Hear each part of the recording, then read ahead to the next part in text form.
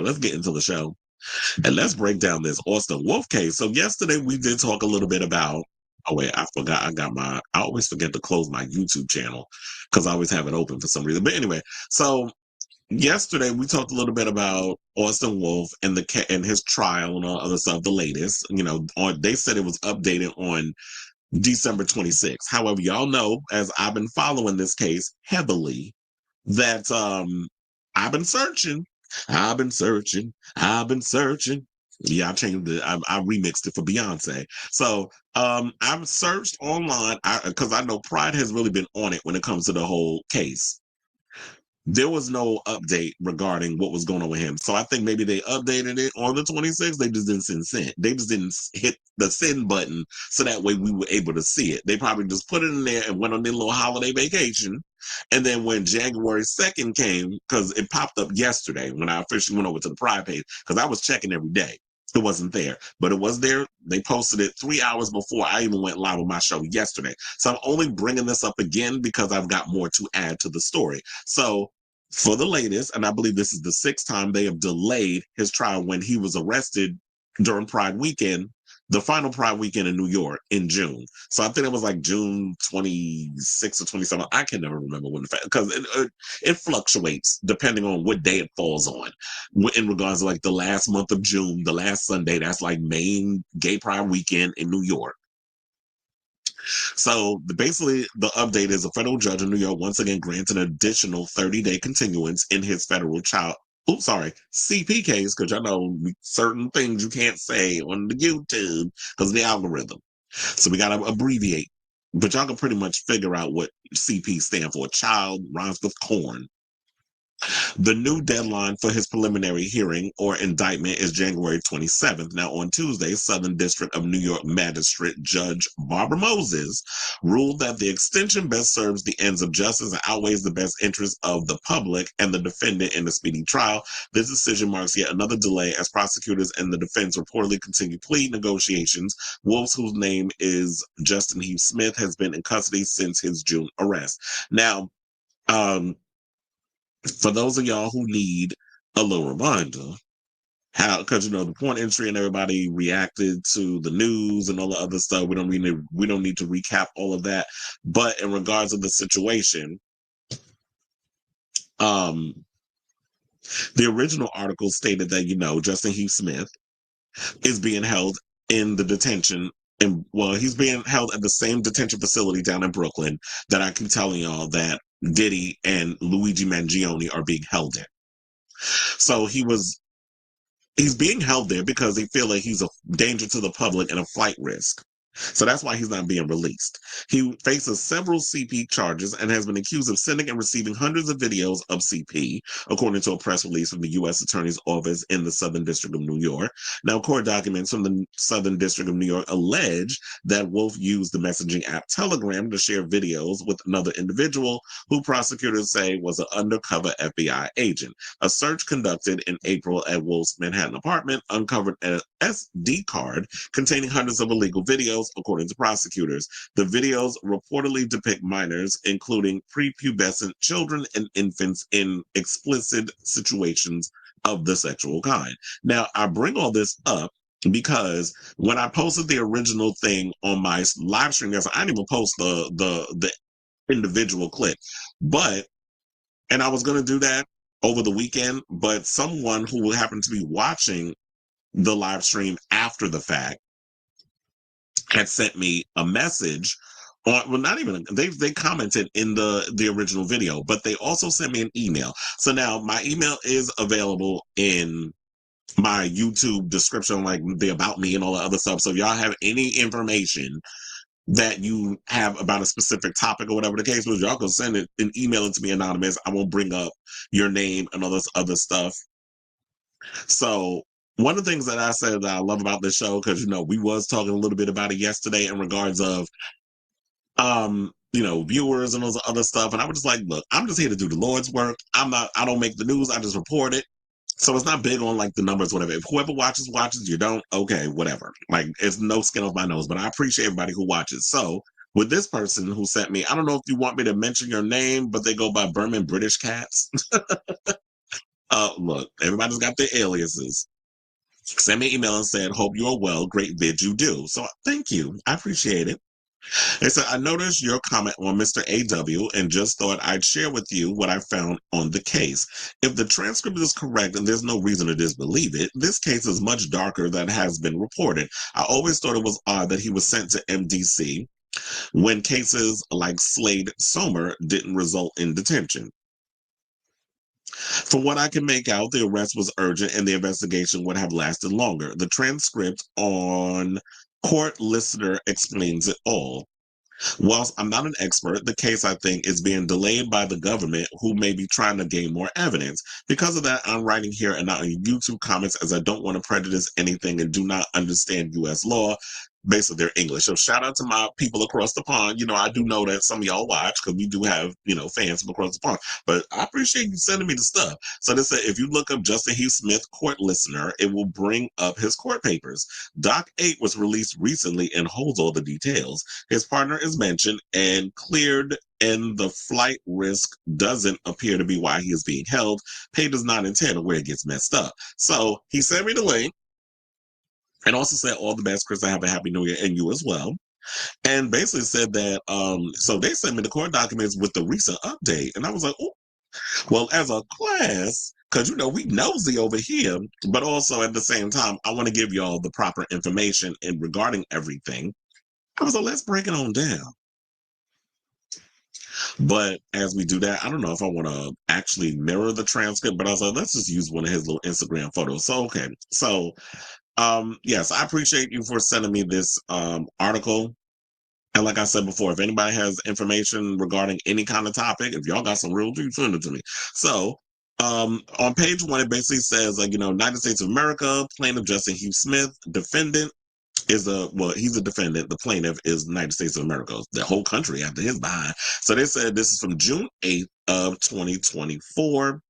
Transcript and status, they basically says United States Attorney's Office, Southern District, and basically says, okay, good afternoon, Judge Robert Tarnofsky is now presiding. I don't know if this is the same person that's going to be on this. They said, and basically, counsel, they said, please make your appearance for the record, government first. Mr. Berger said, good afternoon, Your Honor, Gret Getzelberger for the government. I'm joined here by FBI Special Agent Matthew Derrigan and our summer law student intern, Rachel Black, phonetic. Mr. Baldassar says, good afternoon, Your Honor. Then Michael Baldassar, Jeff Harwiluk, and Tom Andrikowitz. On behalf of defendant Justin Smith, who is seated to my right, the court, this basically says, good afternoon, everyone. Thank you for being here. They said, okay, Mr. Smith, you are here today because you have been charged with certain crimes in a complaint. Actually, we should just start. Can I have the date and time of the arrest? Mr. Berger says, yes, this morning at 8 a.m., so June 28th. AMM Transcription Service says, oh, they got a number up in there. Never mind, we ain't going to read that. So this is the court. Says, okay, and the time of presentment is 3:40. So my name is Magistrate Judge Tarnofsky, and you're here because you've been charged with certain crimes in a complaint. The purpose of the proceeding today is to advise you of certain rights that you have, to inform you of the charges against you, to consider. You have private counsel, so we don't need to consider whether counsel should be appointed, and to decide under what conditions, if any, you should be released pending trial.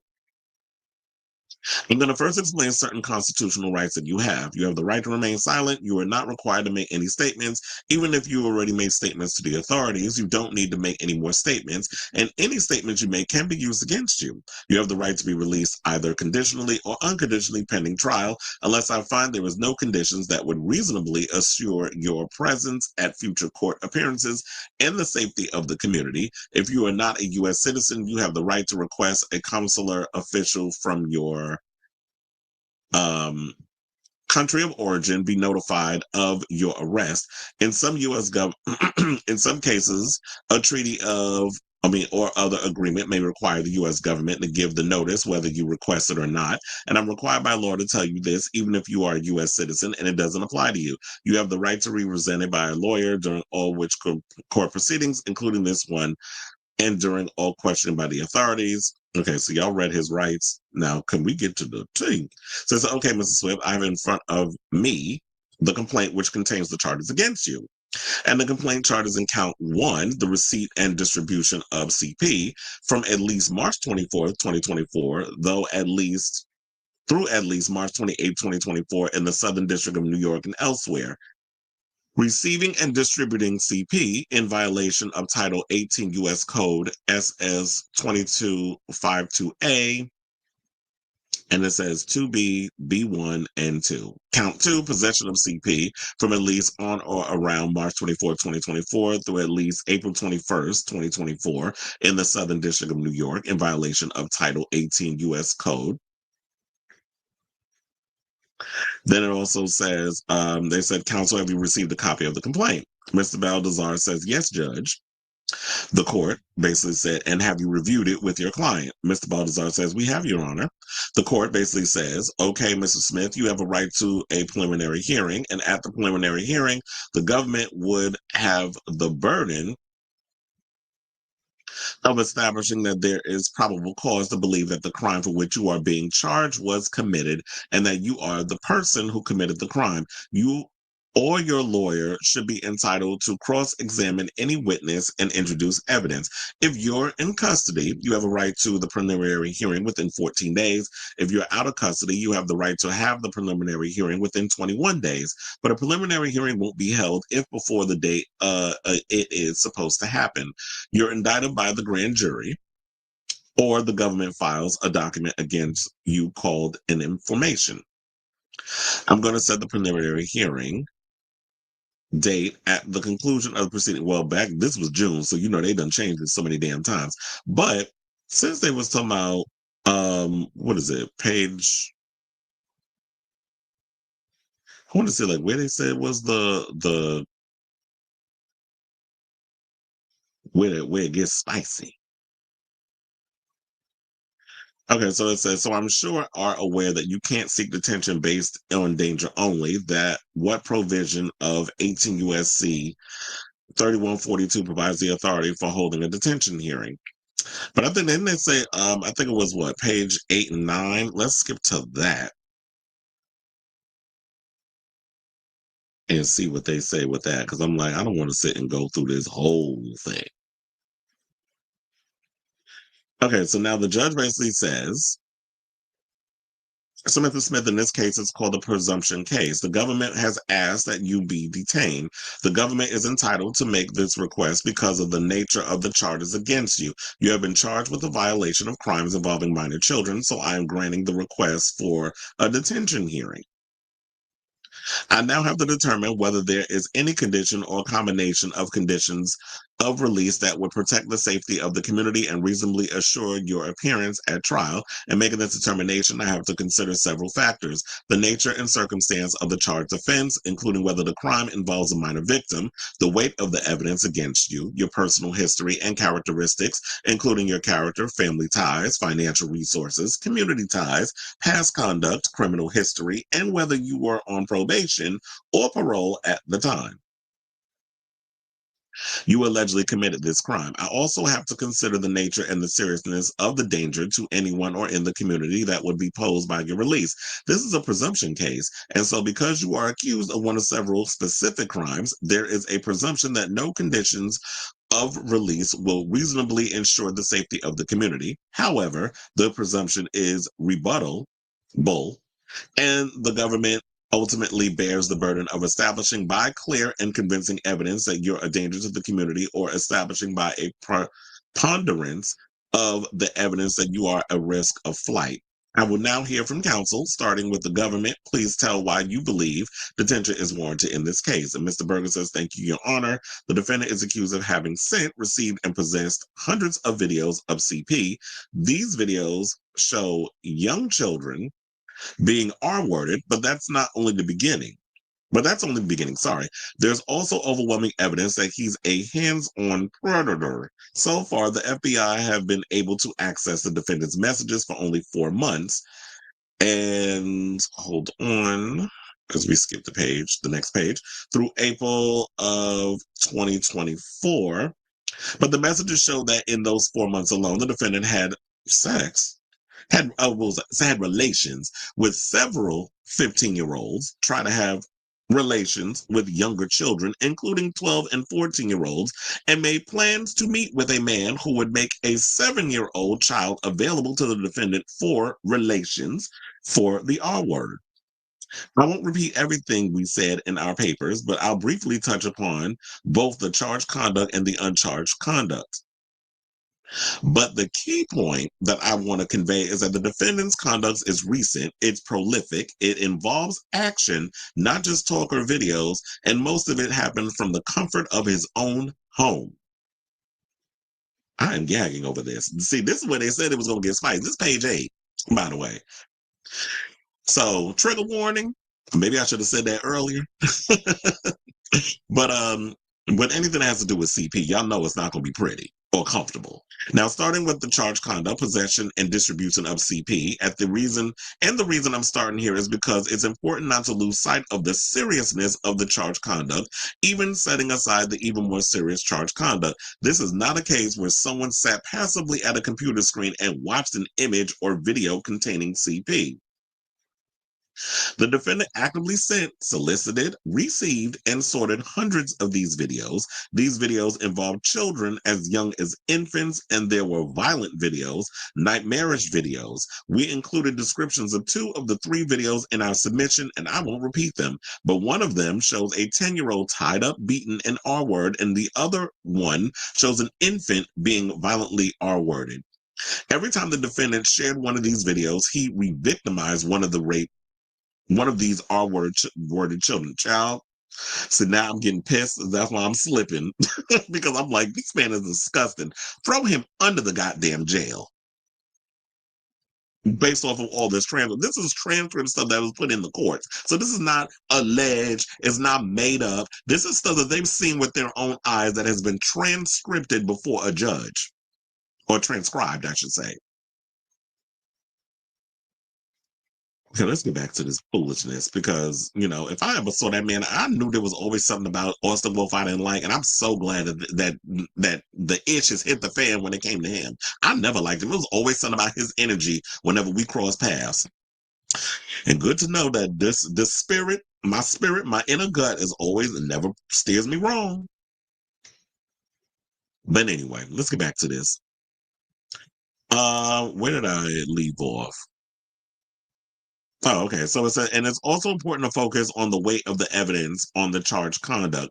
There can be virtually no doubt that the defendant was the user of the Anon Telegram account that sent and received these videos. And again, I won't repeat everything in our submission, but suffice it to say that when the FBI seized his phone and sent a message to the Anon Telegram account, a pop-up notification appeared on his phone. That's the charged conduct.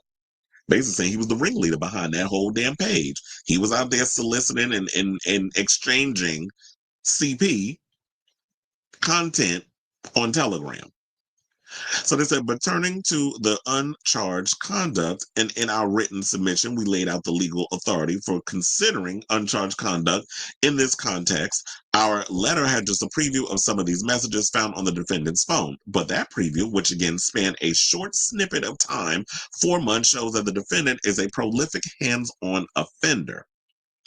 He appears to have had relations with a 15-year-old several times, including a threesome, with another adult man that the defendant recorded.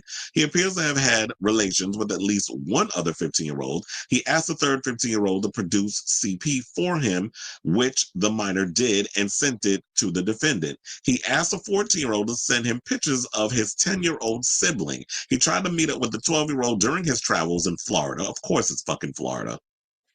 And appears to have exchanged adult visual stuff with the 12-year-old, rhymes with corn. I always got to get creative around these damn algorithms. I'm not a professional tap dancer, but I spend more time tap dancing around these damn algorithms with social media than anything. But anyway, let's get back to this because I'm disgusted reading this. But thank you, watcher, for sending it to me.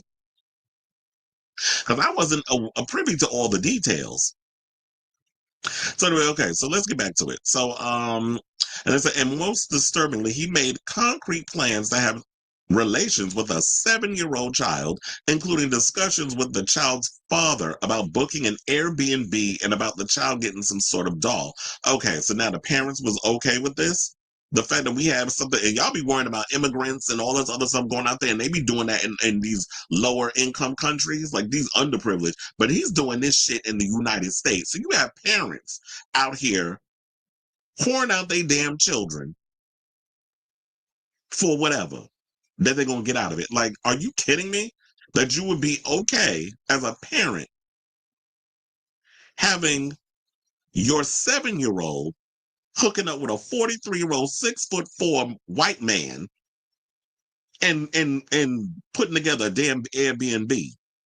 And you going the prize is the child gets a damn doll.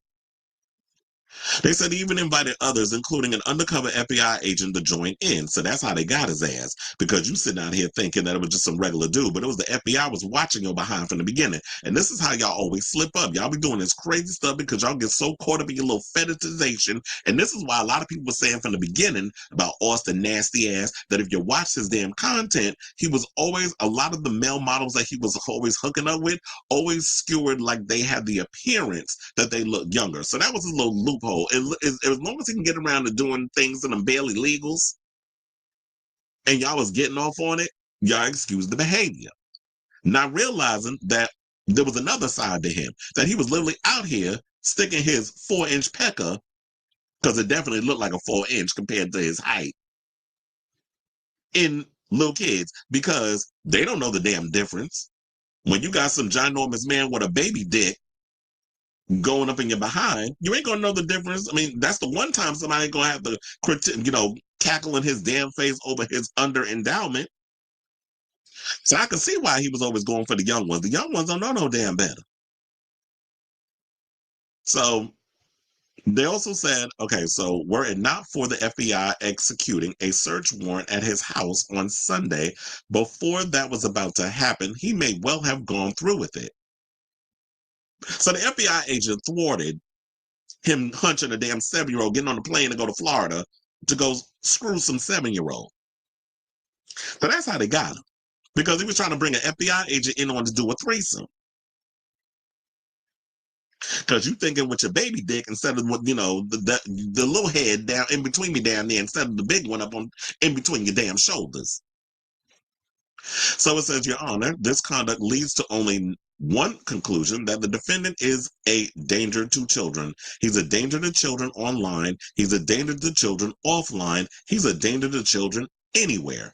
And I want to address head on, hold on, because it goes to the next page and it cuts off the defendant's argument for home detention. Home detention will not keep the community safe because that's exactly where the defendant committed this conduct. That's where he kept and shared his CP. That's where he hosted minors for relations. And that's where he even had the built-in cameras that recorded one of the sessions. Simply put, he doesn't have to be outside the house to be in danger. And as we said in our submission, because of his high profile, he doesn't have to chase after CP or child S abuse. It can come to him, including, for example, the episode of the father and 7-year-old child. That's why confining him to his house does not lessen the danger in any meaningful sense.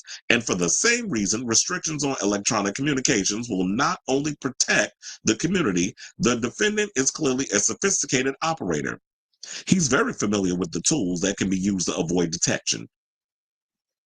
For example, he used platforms like Telegram, which are not amenable to legal process. He used anonymous accounts to hide his identity. He sent disappearing messages when he was discussing his illegal activities. And importantly, he deleted his Telegram and Telegram account history when he found out that the FBI was investigating him. And on the topic of electronic activity, I think everyone in this room will agree, as we said in your submission, that pretrial services does a heroic job of monitoring online activity, and they're not superhuman.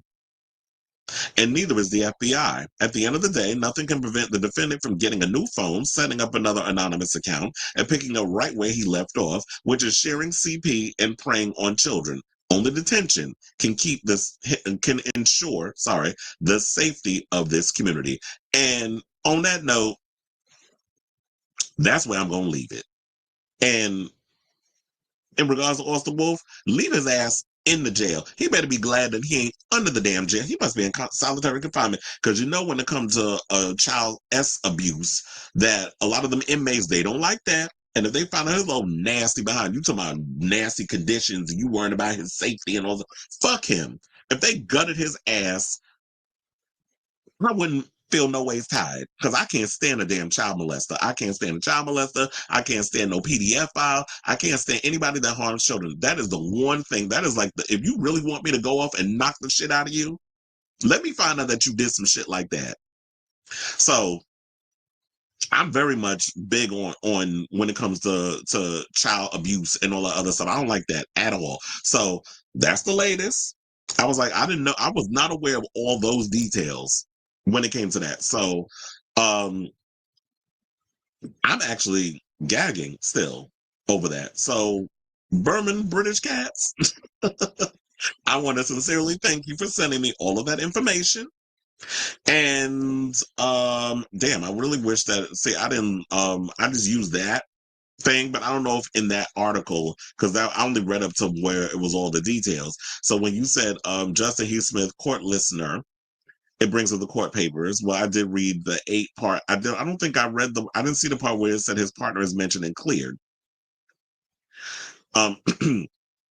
But it was like page 9 and 10. We read all of those, and that was a mess. So I say all this to say, now that y'all got all the details, all of the stuff that going on in that case. Now I want to hear from some of you people out here that's still looking the other way and feel no ways tired and have no problems with Austin. Well, y'all didn't let him go, and I like his content. Well, I'm gonna start looking at you bitches sideways if that's how y'all feel about the whole situation.